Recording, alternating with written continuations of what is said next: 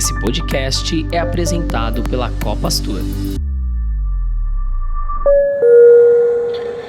Ladies and gentlemen, the captain has turned on the fasten seatbelt sign. Thank you and enjoy your flight.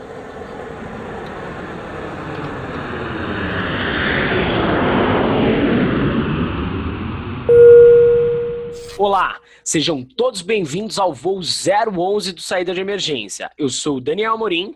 E eu sou a Renata Garcia. E juntos vamos conduzi-los no bate-papo de hoje. Tripulantes, microfones em automático.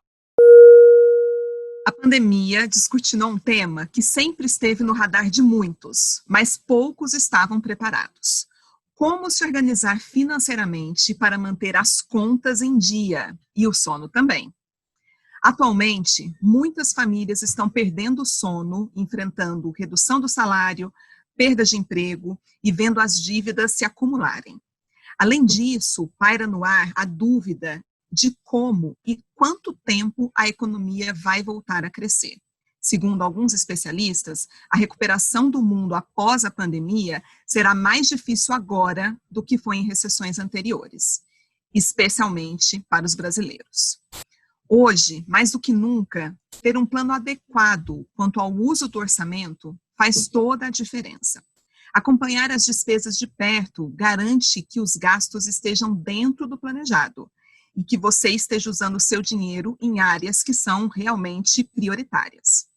O planejamento financeiro pessoal pode ser um importante aliado, não só em momentos de crise, mas também para quem busca mais segurança, quem quer construir um patrimônio, ou então começar a investir e, quem sabe, até diversificar os investimentos. Bom, para nos ajudar a entender muito mais esse tema, vou apresentar os nossos convidados de hoje. Começando por Eduardo Zilli, formado em Administração de Empresas pela SPM. Edu tem mais de 15 anos de experiência em grandes empresas. Atualmente, atua como planejador financeiro pessoal na GFAI, onde é engajado em impactar e mudar a vida das pessoas através da gestão financeira. É bom de papo, Edu adora falar sobre oportunidades de negócio, economia, política e música. Casado com a Paty e papai de primeira viagem do pequeno Pedro. Edu, Zilli, seja bem-vindo ao Saída de Emergência. Muito obrigado, pessoal. Obrigado, Renata. Obrigado, Daniel, por estar aqui com vocês. Ouvintes, aqueles que também puderem acessar nós por imagem, muito bom tê-los aqui para essa conversa construtiva, cheia de reflexão e, como eu sempre digo, mais do que reflexão, muita ação. Também aqui com os convidados presentes para a gente poder debater de uma maneira muito, muito legal, muito rica, gerando informação para quem precisa. Com certeza representa aí uma grande parcela dos brasileiros precisando encontrar caminhos de como lidar, né, com boas decisões no campo da esfera financeira pessoal. Sem dúvidas, e principalmente a pandemia escancarou, bastante esse tema. Contribuindo aqui conosco na nossa cabine, Patrícia Mota, com formação em Direito, a ex-supervisora operacional de atendimento emergencial na G8 Viagens, tem uma carreira de 35 anos na área de turismo, passando por consagradas empresas do setor, como a American Express Viagens, e a nossa querida Copastur.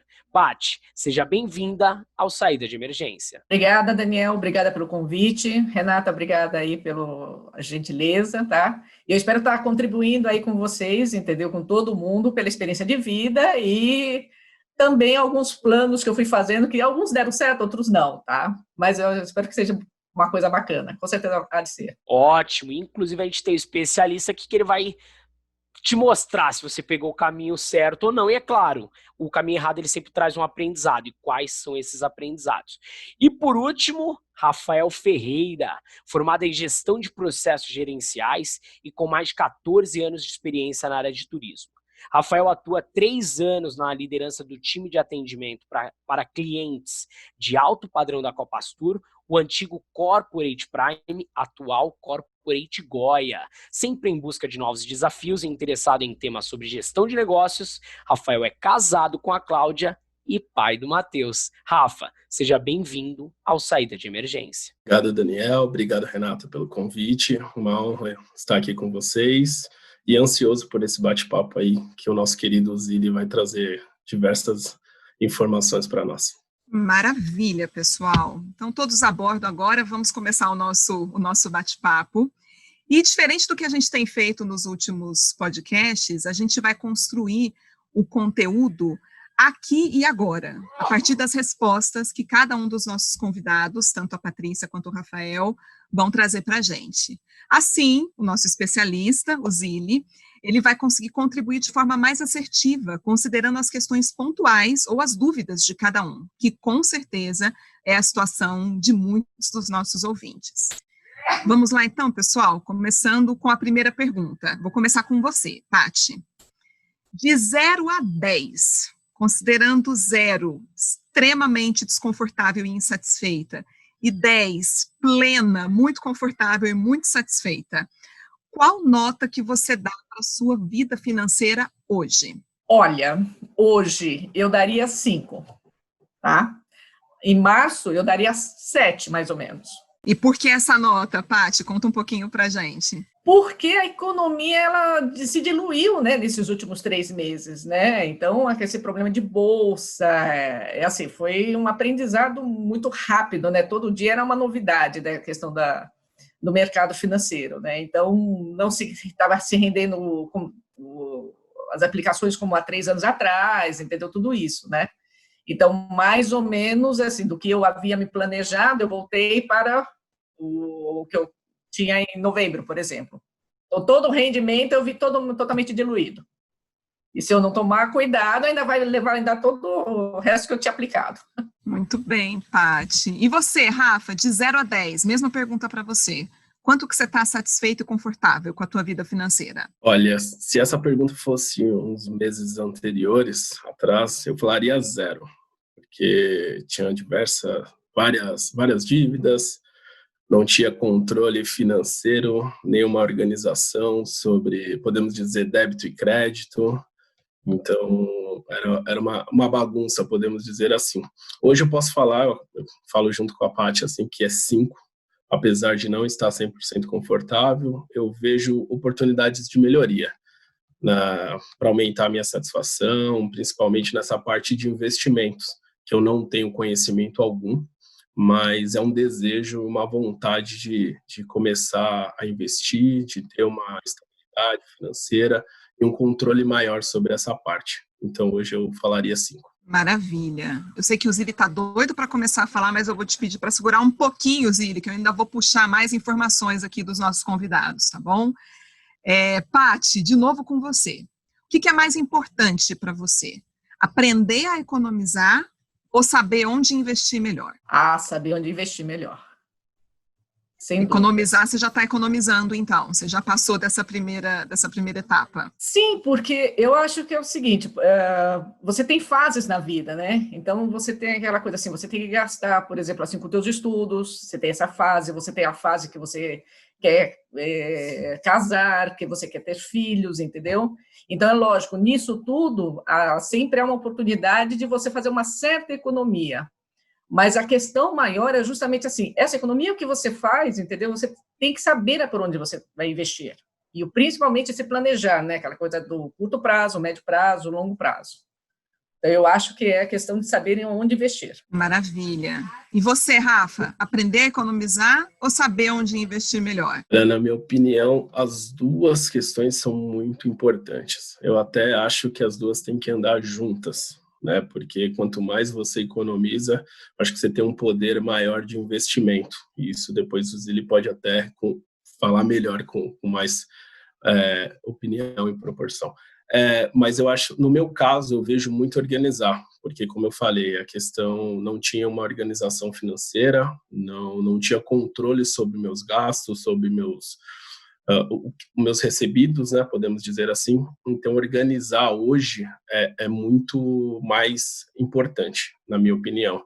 Mas a vontade de investir é muito grande. Maravilha. Zili, a bola está com você agora. Mas antes de você resolver aí as dúvidas, tanto de Patrícia quanto de Rafa, conta um pouquinho para a gente quais são as atividades desempenhadas por um planejador financeiro, né? Afinal de contas, quem é que é esse profissional? Conta um pouquinho para a gente. Muito bom, pessoal. Paty, Rafa, né, compartilharam aí experiências super válidas. Você vê como é única, né, a experiência e a relação com o dinheiro, ela é muito individual. Ela também é combinável, né, com quando tem família, quando é um casal, quando tem responsáveis. Então, é uma combinação fatorial maravilhosa. Com relação à pergunta, Rê, um planejador financeiro, ele tem um escopo muito específico de atuação, diferente, por exemplo, de um gerente de banco, diferente de um assessor de investimento, diferente de uma outra figura pouco conhecida ainda no Brasil, consultor de investimento. E aí você começa a ter outros profissionais mais técnicos, né, analistas, papéis mais específicos, mas mais ligados à parte de investimento, como gestores de fundos, né, um pessoal que vai para um lado mais técnico. E aí ainda tem o planejador financeiro. Então, assim, facilmente poderia nomear pelo menos 10 profissionais que atuam constantemente, 10 tipos aí de profissionais que atuam diretamente dentro do campo de finanças. Muito bem. Qual que é a responsabilidade do planejador financeiro? Ou em inglês, né, o financial planner. Falando até um pouco do mundo, né, uma atividade muito madura nos Estados Unidos, muito madura na Austrália, muito madura, por exemplo, na Holanda, né? E no Brasil, um mercado incipiente, super novo, super promissor, inclusive, né? Essa atividade profissional e reconhecida nesses países que eu mencionei, inclusive motivo de faculdades, de formações, certificações, né? Só para ver o grau de maturidade, né? E muitos acreditariam provavelmente que Estados Unidos, né, represente aí o país mais maduro em planejamento financeiro, e não é, é a Austrália. A Austrália é o país mais desenvolvido em termos do que a gente chama do financial planning. Muito bem, planejador financeiro, ele é responsável por ter uma visão mais estratégica, né? Eu gosto de usar a analogia do helicóptero, olhar de cima o quê? A esfera financeira como um todo, mas como é que isso se correlaciona com outras variáveis. E aí é a mesma coisa que eu convidar cada um de vocês aqui, né, nas suas residências, que nos assistem ou nos ouvem agora, a subir no helicóptero de vocês e olhar a vida de cima. Olhando quais variáveis, né? Fluxo de caixa é o primeiro deles. É impressionante como saúde financeira começa num cenário positivo, né? Em termos de entrada, né? O faturamento de uma empresa, se você é um empresário, né? Se você é um CLT e tem lá a sua renda, e se você é um profissional liberal, um autônomo que se desdobra aí todos os dias para poder ter o teu ganha-pão. Entrada, despesas. Despesas aí classificáveis inicialmente como despesas fixas, né, ou despesas variáveis. E ainda existe uma outra classificação ainda, despesas obrigatórias e não obrigatórias. Isso tudo dentro de fluxo de caixa. Combinado a isso, orçamento. É interessante observar como a gente trabalha muitas vezes nas empresas, e todo mundo aqui ou está em empresa ou já trilhou dentro de empresa, ou é dono de empresa, né, ou é autônomo e, portanto, é dono do próprio nariz, e é impressionante a necessidade de conhecer os próprios números. Puxa, quanto que entra de dinheiro em um ano? Quanto que eu gasto em um ano? Esse número anual, ele é muito trabalhado fora do país. Nos Estados Unidos é muito comum você encontrar o pessoal falar, olha, eu ganho anualmente tanto, eu gasto anualmente tanto, e, portanto, minha saúde financeira é tanto. Isso no Brasil ainda também em crescimento, essa visão anual. E aí, obviamente, abre para uma discussão cultural, né? Abre uma questão educacional, falar de finanças desde a base, seja dentro da família, seja dentro da escola, seja isso discutível na sociedade. Obviamente, oportunidades, mais do que deficiência, mais do que sintoma, oportunidade para o Brasil também lidar com essa situação de maneira responsável. Mas, querendo ou não, é uma consequência a falta de tudo isso, e um campo de oportunidade gigantesco. Então, assim, estou cruzando aqui a responsabilidade, já apresentando algumas características legais do planejamento financeiro e a sua origem, como é que eu vejo a visão aqui no Brasil também. Então, orçamento e fluxo de caixa é o mais feijão com arroz possível, né? E conhecer esses próprios números é fundamental. O que a maior parte das pessoas começa a se esbarrar aí são em 3 grandes variáveis, e eu apresento com o maior prazer logo de cara. Tempo, gestão de tempo. É impressionante como é o bem valioso, absurdo, né? O que você faz com o seu tempo, o que você investe, né, em termos de tempo. Eu gosto até de ter a visão de tempo como investimento, porque, pegando abrindo parênteses aqui rápido, a pandemia trouxe algumas possibilidades de fazer cursos, né? Tudo bem, todo mundo trabalhando em casa, mas quantos cursos foram colocados aí disponíveis de forma gratuita? E eu calculei lá e deu mais de 1.156 cursos gratuitos. Então, assim, um campo de oportunidade para você pegar o seu tempo e investir, né? Muito bem, mas querendo ou não, tempo ainda é um grande desafio para todo mundo que está aqui presente ou que está nos escutando para lidar de maneira responsável. Então, muitas vezes as pessoas não olham as finanças pessoais, o orçamento e o fluxo de caixa que eu acabei de mencionar, por falta de tempo, né? E aí cabe uma responsabilidade, uma autocrítica, uma autoanálise, não só individual, mas com quem convive, e se convive com alguém, de chegar num primeiro passo de não trazer o tempo como um mecanismo de defesa para lidar, né, com responsabilidade com as suas finanças pessoais. A segunda grande variável aí que chama atenção, muitas vezes, é a falta de conhecimento. Poxa, não tenho a menor ideia por onde começar.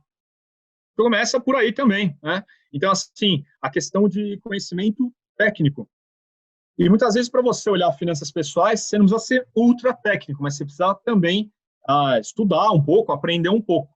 E feliz movimento de Natália Cury, né, de Thiago Nigro, de nomes legais que estão aí há um bom tempo, levando informação útil, né, pelas mídias sociais, né, e que gera transformação, e que gera engajamento também pelas suas, né, pelo seu meio de comunicação. Belíssimo movimento. O Brasil precisa adoidadamente disso, né? Tem tantos outros nomes aqui, não vou mencionar. Mas, querendo ou não, envolve a questão de conhecimento, né, de ir atrás, de buscar informação. E aí leva para uma terceira variável aí que incomoda muitos, que é a relação com o dinheiro. É como se o dinheiro fosse uma entidade que batesse, estapeasse na cara, né? Imagina uma nota estapeando, né? Você aí que nos escuta e nos vê, como se o dinheiro fosse o grande problema, o grande vilão, né? É como se ele ganhasse vida própria, né? E, na verdade, não é bem por aí. É a relação, é o entendimento, como a gente olha para o dinheiro, como um recurso. Poderia ser folhas, né, de árvore, poderia ser qualquer outra coisa. Então, assim, como meio, né, de troca. E, cada vez mais, o dinheiro não sendo dinheiro físico, né? Sendo dinheiro digital, né? Outra relação, é outra evolução. Isso se desdobra em vários temas aí, por exemplo, como criptomoeda, blockchain e por aí vai, né? Mas o problema está aonde? Ou a solução, eu diria, está no comportamento, está no indivíduo, né? Está em quebrar os paradigmas aí que muitas vezes a gente carrega culturalmente, como eu mencionei antes, ou individualmente ou como sociedade. Cultural pensando em família, individual pensando em nós mesmos, e aí a terceira variável, sociedade, amigos. Quantas vezes a gente tem a chance de conversar sobre dinheiro abertamente, né, de forma transparente e rica com as pessoas com quem a gente se relaciona. Só isso já avançaria doidadamente essa questão de diminuir o medo, muitas vezes o medo de falar sobre dinheiro, sobre investimento, sobre a vida, consequentemente. Então, essas 3 variáveis acabam atrapalhando coisas simples, como eu mencionei. A primeira variável, orçamento e fluxo de caixa. O planejador financeiro é responsável por isso, né? Por facilitar a leitura de tudo isso. Segunda grande variável aí, então, de responsabilidade do planejador financeiro, a parte aí dos ativos e passivos. Puxa, o que você tem de ativo? Tenho uma casa, tenho um apartamento, tenho um terreno, tenho uma lancha, tenho um avião, um helicóptero. Beleza, né? Show de bola, vários exemplos aí. Que foi comprado no ano tal e vale tanto, se eu vendesse hoje, o valor de mercado é tanto e por aí vai, né? Ativos, passivos. Puxa, passivo ainda, eu estou devendo para o banco, porque no meu imóvel, o que eu comprei, é impressionante como o imóvel ainda não é meu, porque é do banco, eu não quitei ainda, tem financiamento. Puxa, peguei um empréstimo com o banco, passivo, né? Estou devendo para alguém, passivo. Bom, e a equação entre ativo e passivo leva para a saúde real financeira, né? Então, a responsabilidade ativo e passivo também é pertinente à área da responsabilidade do planejador financeiro. Uma terceira variável muito importante aí é a questão dos projetos. E aí tá a beleza do planejador metas, financeiro. Né, que a Paty falou no começo. Exato, a Paty falou aqui. Puxa, e quando eu falo de projetos, eu gosto de falar de 4 grandes categorias de projetos. Projetos pessoais, projetos profissionais, projetos de lazer e projetos familiares. Só aí você desdobra a vida absurdamente. Exemplo de projeto pessoal. Eu sou formado em administração, mas eu quero muito fazer gastronomia e ponto. Vou fazer porque eu quero, no meu tempo livre. Show de bola, isso é projeto pessoal. Projeto pessoal, quero comprar um carro, quero comprar um imóvel, quero vender um carro, quero vender um imóvel. Então, isso é projeto mais pessoal. Projeto profissional, quero muito fazer aquele curso de pós-graduação, MBA, tô louco, preciso para minha carreira, preciso fazer cursos complementares, isso tem tudo a ver com projetos profissionais, né? Projetos lazer, nossa, aí tem tudo a ver com vocês que nos assistem e nos escutam. Viajar, é impressionante como viajar é o primeiro grande item do projeto que aparece. Eu falo, qual que é você como cliente, casal, indivíduo que veio até a minha família, eles pensam sobre projetos. E eu não preciso nem falar das 4 categorias, e viagem aparece, parece que tem uma entidade falando por trás, olha, viagem, e fala com uma facilidade absurda. Que é muito bom para o nosso setor. É muito positivo, né? Zilli, desculpa, isso. Só acrescentando, eu não vejo como projeto, eu acho que isso é um investimento. Cara, sim. Viajar é tudo muito bom. Total. E é isso mesmo, é um investimento, né? É um investimento de cultura, de aprendizado, de troca, de história, né? De viver a vida com intensidade. Com certeza é tudo isso. E viagem aparece em todos, né? Vários exemplos que eu dei não aparecem, mas viagem aparece com uma facilidade absurda. Lazer, então, esse é um dos exemplos. E quarto, família. Queremos ter 1 filho, 2 filhos, queremos adotar, queremos qualquer combinação fatorial que envolva a família, e é isso, tá? Então, educação, por exemplo, viajar em família, pode se desdobrar entre uma correlação entre viagem, que é lazer, e família, mas é pensado mais como família, quero proporcionar isso para a minha família.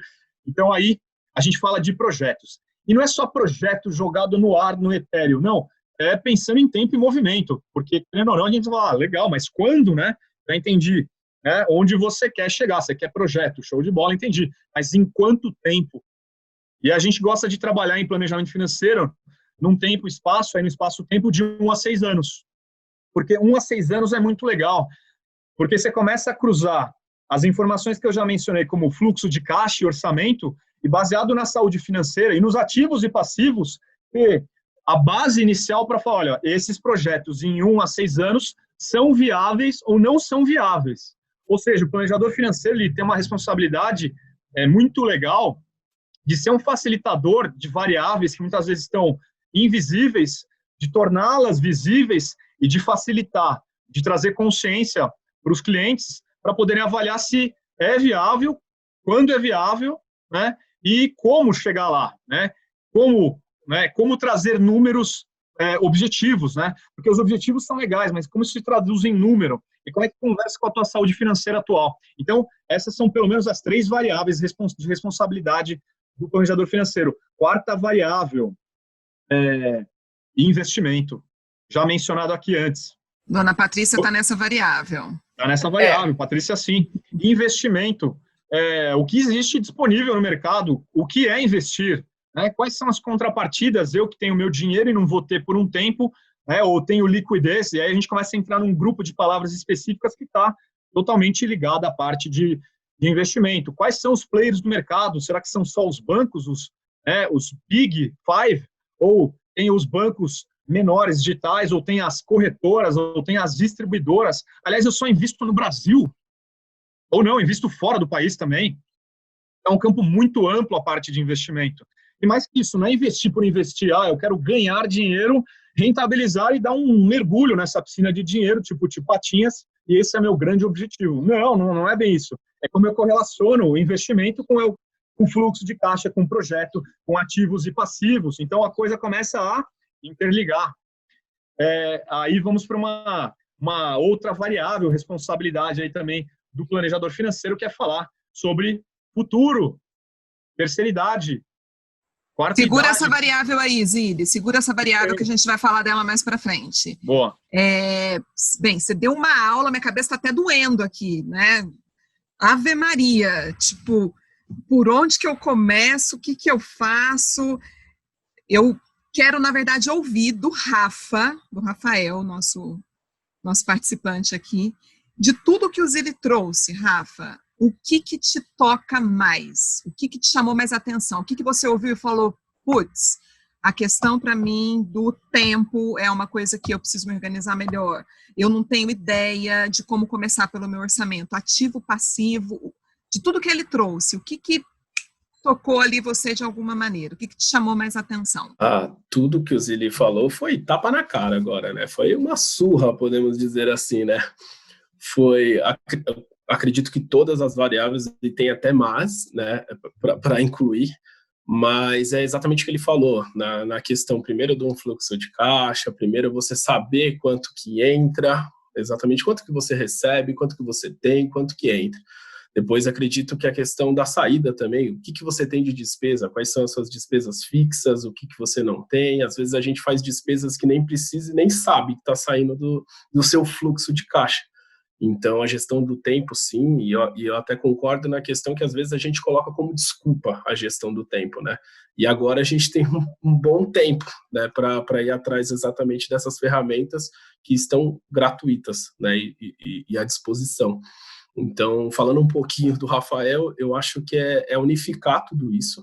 Hoje eu consigo ter uma consciência maior de entrada e de saída, consigo enxergar um pouco melhor.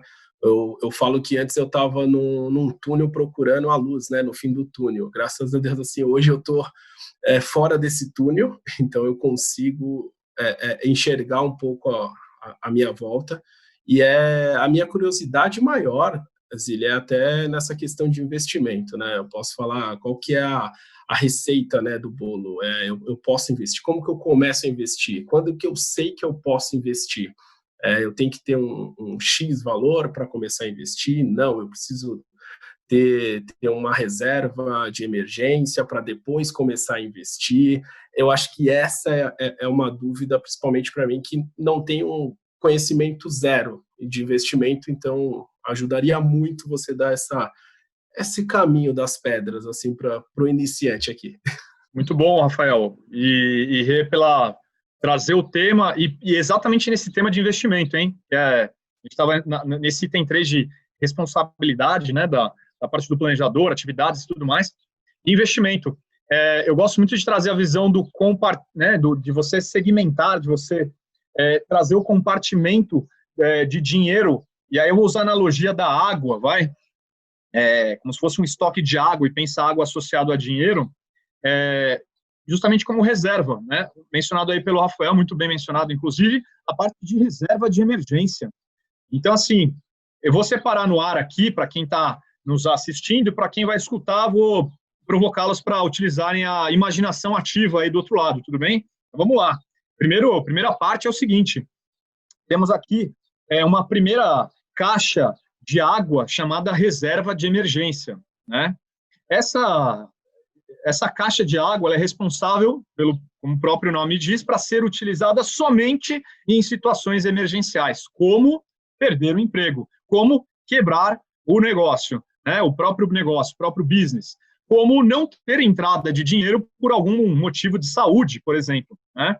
Então, você tem aí uma parte frontal para reserva de emergência. A partir de que momento eu posso iniciar a construção dessa reserva de emergência? É impressionante como a partir do primeiro momento que você consegue poupar. Mas tem uma pequena nuance aí, ultra relevante, que não é só começar a poupar e começar a investir. Zílio, vale a pena deixar uma parte do dinheiro na conta corrente, na poupança, em algum lugar? Você pode pensar, meu Deus, não, né? Por outro lado, sim,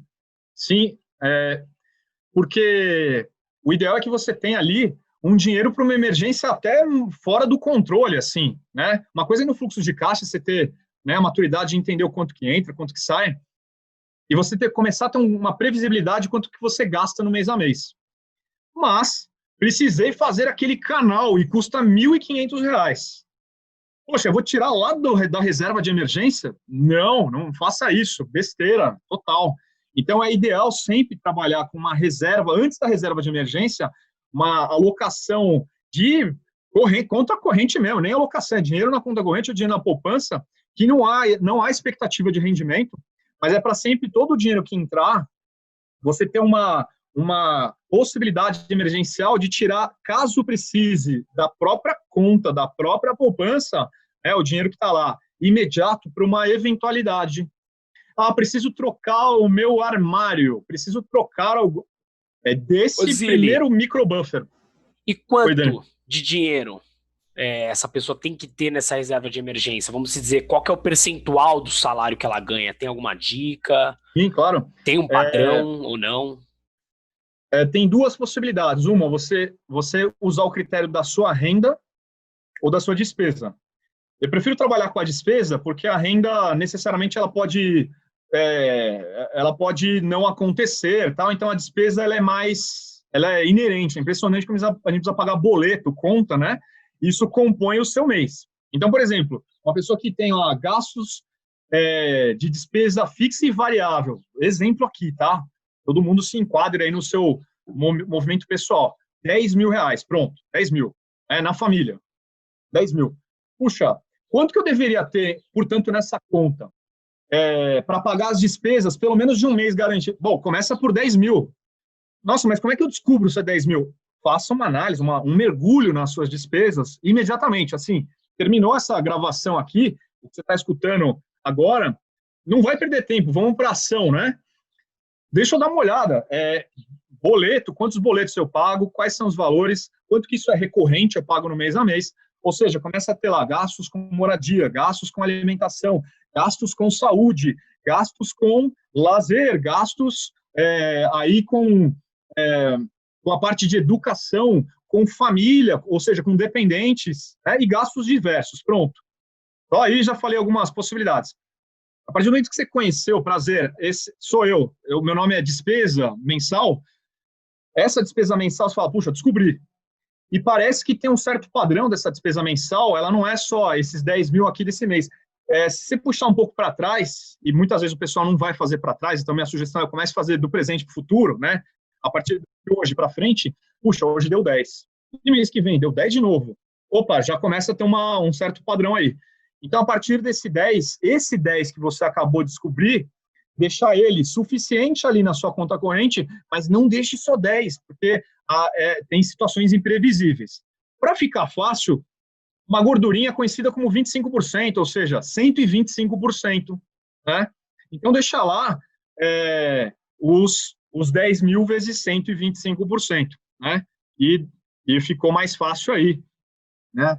Para os seus 12.500. Agora, beleza, preenchi isso, Rafael, e agora? Preenchi. E agora? Agora sim, está na hora de pensar em investimento, está na hora de pensar no colchão de segurança, né? A reserva de emergência.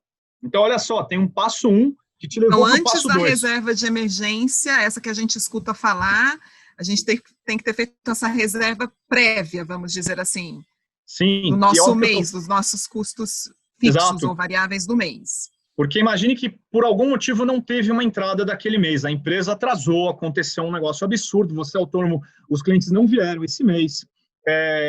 Qualquer motivo fora do nosso alcance, da nossa alçada, do nosso controle, puxa, pelo menos o próximo mês você está garantindo ainda com um certo grau de imprevisão. Né? E, beleza, colchão de segurança. Bom, saímos do primeiro compartimento de água ali, aquele pequenininho, fomos para um pouquinho maior, né? Chamado como colchão de segurança. O colchão de segurança, então eu vou falar que tem 4 categorias de buffers, de reservas aí. A primeira foi aquela lá, logo de cara, essa segunda conhecida como colchão de segurança ou reserva de emergência, como o Rafael mencionou. Bom, o que eu vou fazer com esse dinheiro que agora eu vou investir? Bom, primeiro passo, investimento conservador. conservador. Não tem noção nenhuma, não tem motivo nenhum para você investir de maneira arrojada ou moderada, falando de colchão de segurança. O que é um investimento conservador, Zilli? Um investimento conservador, logo de cara, a gente está falando de liquidez. Que nem líquido, lembra? Eu estava falando da água? Olha, para quem está assistindo e para quem está escutando, eu estou com um copo, né, de água na mão e na minha reserva, eu precisava com muita sede agora, para uma emergência, tomar esse gole de água. Ainda bem que eu tinha água aqui, ainda bem que eu tinha o recurso, né, disponível, porque por uma emergência, eu tive que consumir meu primeiro buffer e não estava investido, aquela primeira reserva, e eu, por algum motivo, tive que pegar algum dinheiro que estava investido na reserva de emergência. E aí está, beleza, eu tinha liquidez imediata. No mundo dos investimentos, dos investidores, a gente chama isso de D0. O dinheiro está investido e você solicita o resgate e ele vai para a sua conta corrente imediatamente. Tá? Então, isso é o famoso D0, né, que a gente fala. E o investimento começa a flutuar em liquidez, em D1, D2, D30, 2 anos, 5 anos, 10 anos e por aí vai. Então, logo de cara, é um recurso muito conservador. Esse dinheiro, ele não é só líquido, ele não é só imediato, ele está investido, lembra? E aí, respondendo, ele está investido atrelado a alguma coisa, indexado a alguma coisa. Então, eu vou ter que abrir um parênteses rápido aqui sobre conceito básico, taxa de juros, né? E falar de investimento, mais que isso, nada mais é do que você pegar o seu dinheiro e disponibilizar ele para algum objetivo, né, alguma contrapartida para algum banco, para alguma pessoa, e esse dinheiro ele vai ser utilizado de alguma forma. Como contrapartida, você receberá juros. Simples assim. Tá? Mas o que norteia essa conversa? Bom, existe no Brasil e no mundo, cada um tem a sua taxa de juros básica. No Brasil, a gente conhece a Selic. É a Selic. A famosa Selic. Exato. Então, inclusive, a Selic caiu um pouquinho mais ontem, né? Que caiu ontem, exatamente. E que já, né, fortalecendo a ideia, aqui no dia 18/6, gravação oficial aqui do nosso encontro, existe a tendência de queda ainda. Né? Vai cair mais. Nunca e aí visto cai da antes, onde? Né, quem que faz essa queda, né? Quem que faz isso? Vem do além? Não vem do além. Zilli, deixa eu te cortar um segundo, só para a gente trazer informação que seja concreta mesmo, para a gente entender o que uma Selic a 2,5% significa.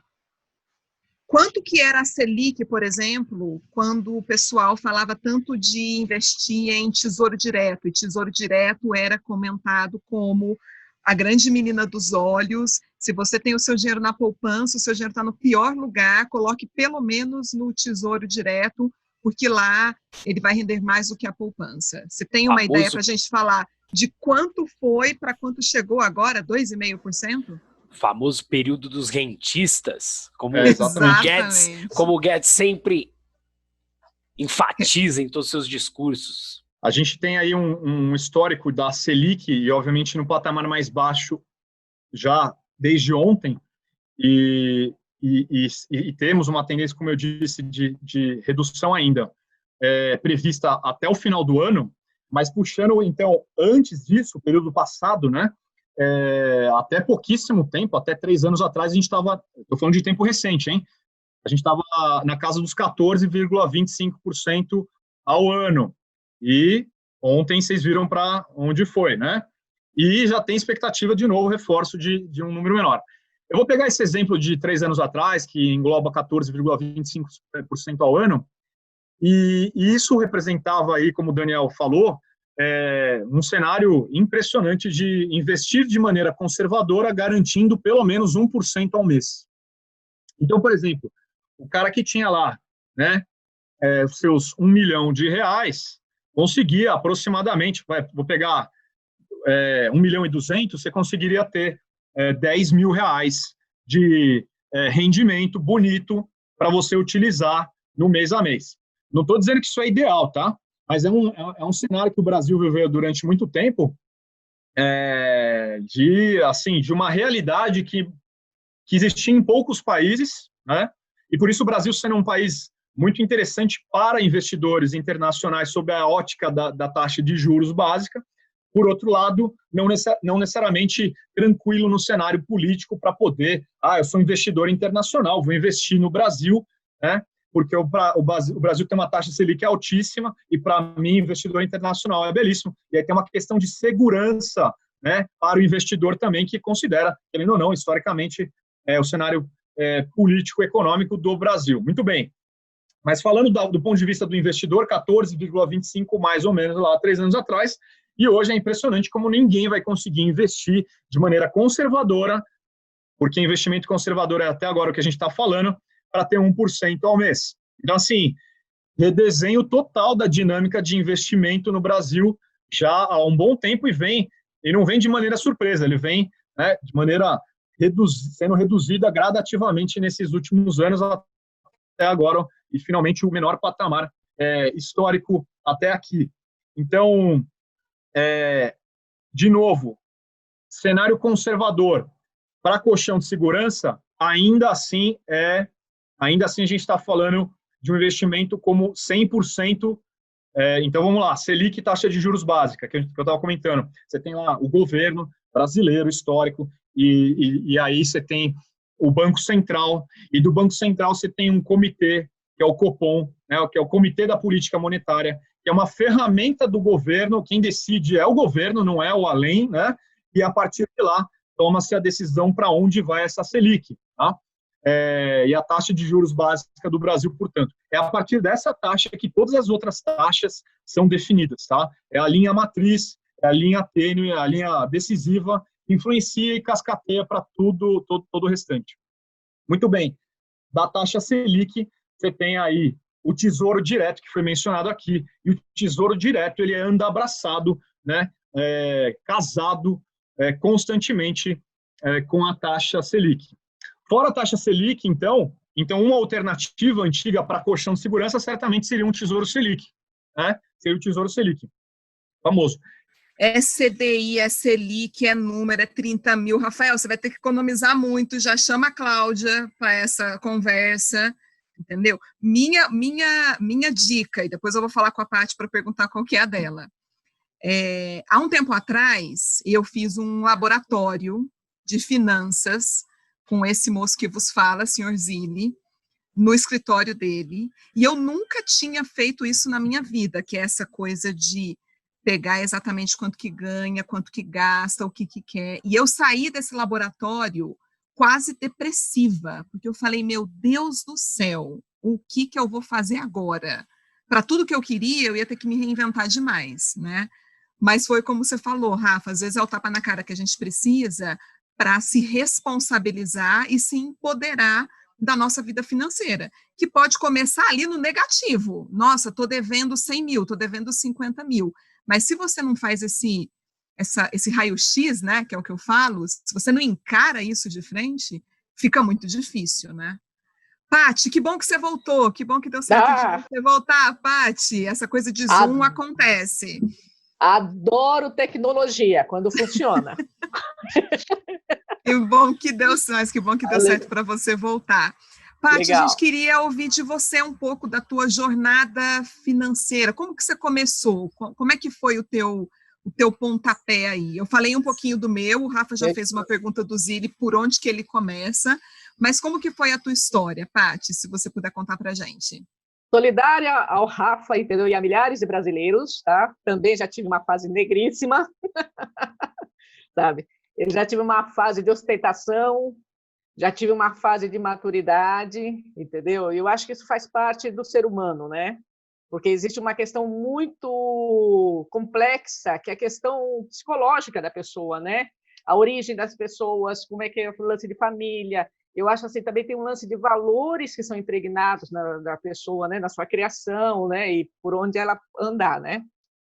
Então, é assim, quando é que me veio a grande sacada? Quando uma vez eu tive assim, saí de uma empresa, saí super bem da empresa, tudo mais, eu falei assim, nossa, como é gostoso não ficar devendo.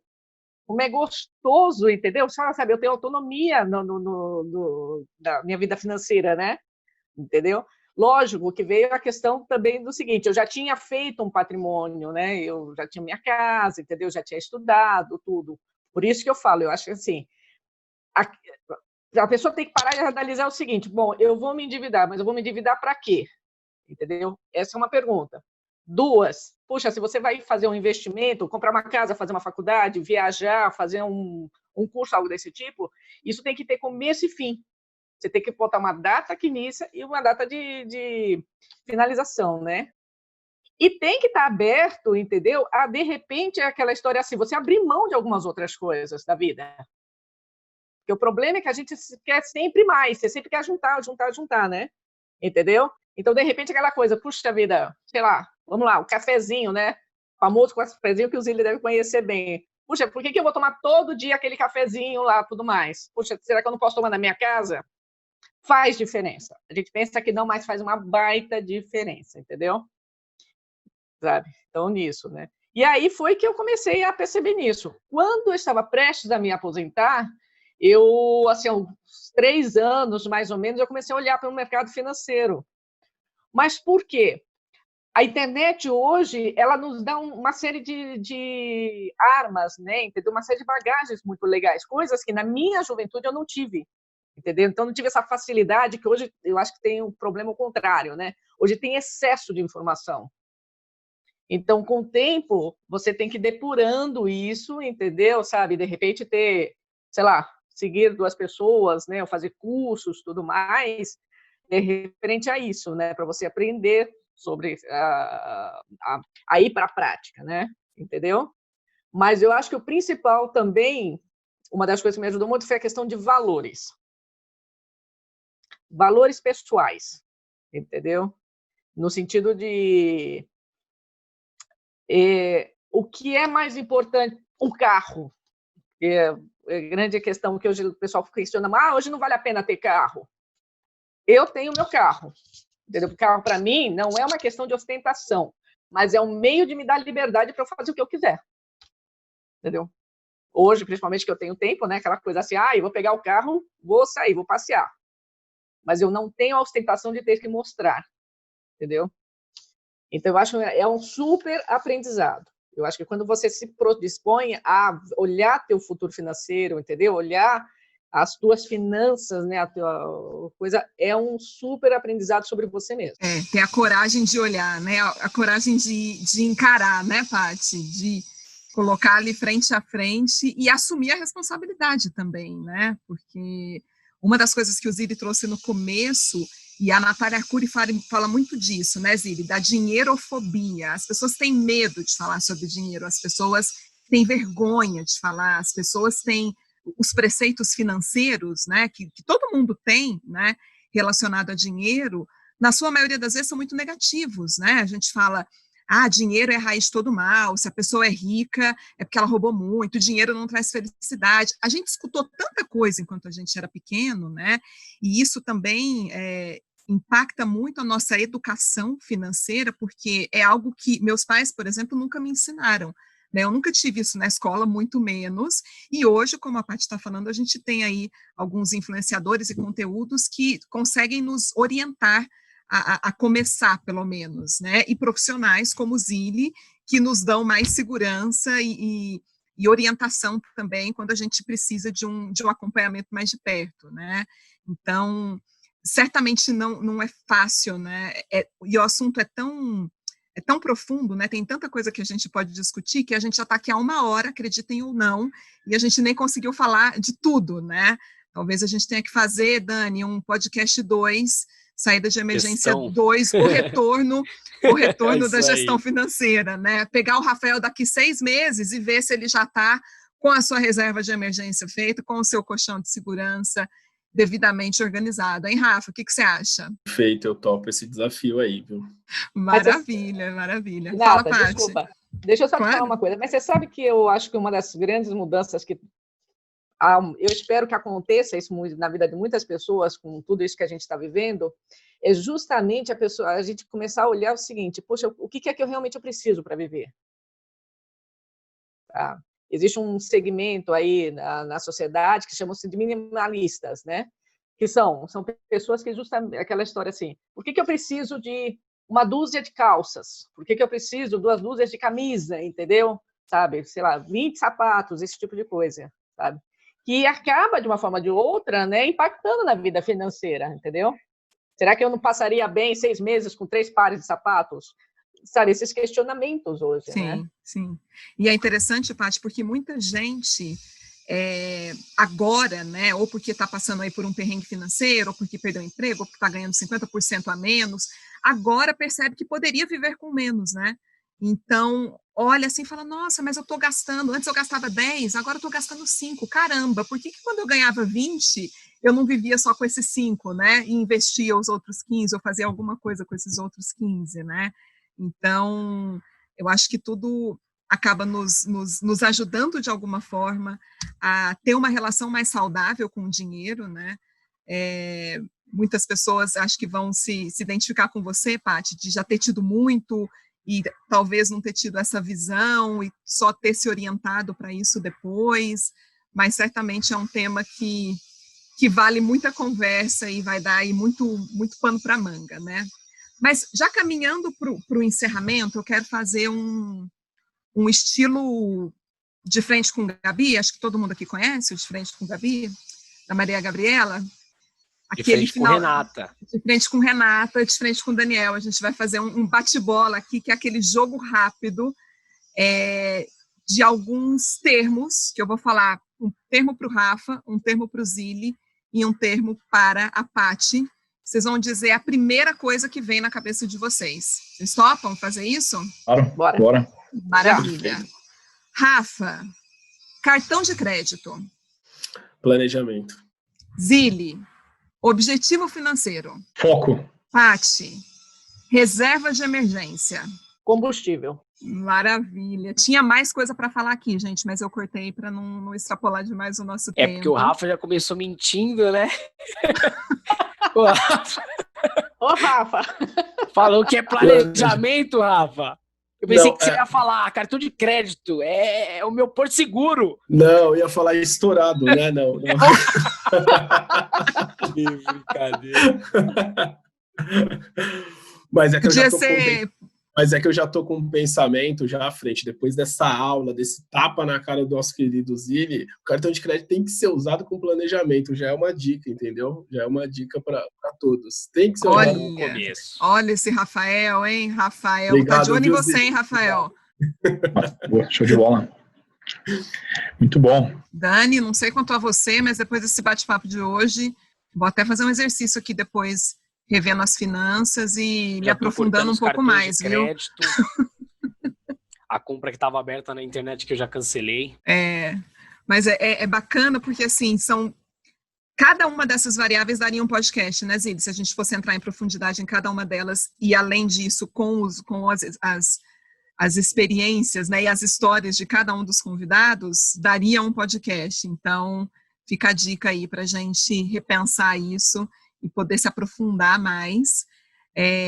A gente está caminhando agora para o encerramento, então eu quero agradecer demais a participação dos nossos convidados. Patrícia, muito obrigada. Você caiu, mas você voltou. Que bom que deu para você voltar e contar para a gente um pouquinho. Obrigada. Eu que agradeço aí pela oportunidade. Desculpa aí a falha técnica, que não é minha, mas tudo bem, vamos seguir em frente, né? E eu tenho certeza que foi super, super legal. Bacana. Obrigada, Paty. Rafael, meu querido Rafa, que já sai daqui com uma meta. Daqui 6 meses, eu e Dani vamos sentar com você para ver como é que está esse colchão de segurança aí. Obrigada pela tua participação, Rafa. Eu que agradeço. Obrigado, Renata, Daniel, Zilli, Paty. Ainda bem que eu já tinha saído do túnel, porque senão eu tinha voltado. Então, vamos caminhar para esse objetivo aí daqui 6 meses. Obrigado. Muito bom. E nosso querido Edu Zilli, que deu uma aula aqui para gente, uma aula, um sobrevoo, mas que já foi uma aula, né, Zilli? Muito obrigada pelo teu tempo, pelas tuas colocações, pelos teus ensinamentos, e esperamos poder trocar mais ideias com você aí sobre todas essas variáveis que você conseguiu trazer aqui para a gente. Eu que agradeço, Rê, Daniel, obrigado aí pela oportunidade de estar com vocês nesse voo hoje e compartilhando aqui do lado, né? Estamos sentados juntos nesse voo com o Rafael, com a Patrícia, podendo fazer essa conversa que tem que ser sempre muito saborosa, útil, né? Porque fazer um voo desse que envolve finanças pessoais, falar de projetos de vida, tem um negócio que é fundamental, que é ser feliz, né? Lidando com tudo isso, né? Esse é o trilho, eu acredito fortemente que é para onde esse avião tem que ir, né? Tem que ir para um lugar muito legal, muito gostoso, para poder essa experiência de voo tão gostosa que é a nossa vida, né? Então, é isso. Obrigado mais uma vez pelo convite, né? Podendo sempre estar aqui com vocês para somar, agregar para quem nos assiste ou nos ouve. Estarei sempre aí disponível para contribuir da melhor forma possível. Maravilha, pessoal. Muito bem. Bom, falar de planejamento financeiro pessoal pode parecer um bicho de 7 cabeças, e talvez alguns dos nossos ouvintes que nunca tinham ouvido falar disso devem estar com alguns desses bichos aí agora e vão ter um trabalhinho aí para fazer, mas como a gente disse aqui, é importante dedicar tempo e ser responsável por aquilo que a gente quer fazer com o nosso dinheiro, né? Mas eu acho que o mais importante de tudo é fazer o dinheiro trabalhar para a gente, para que a gente não se torne escravo do dinheiro, né?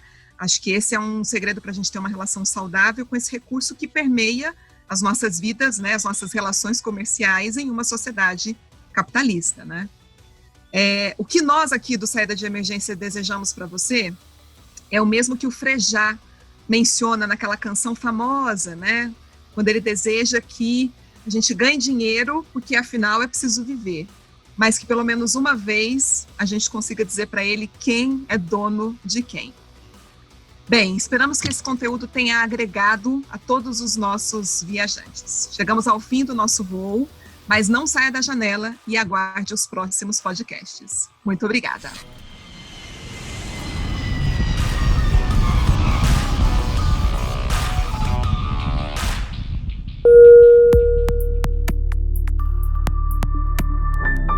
Esse podcast é apresentado pela Copastor.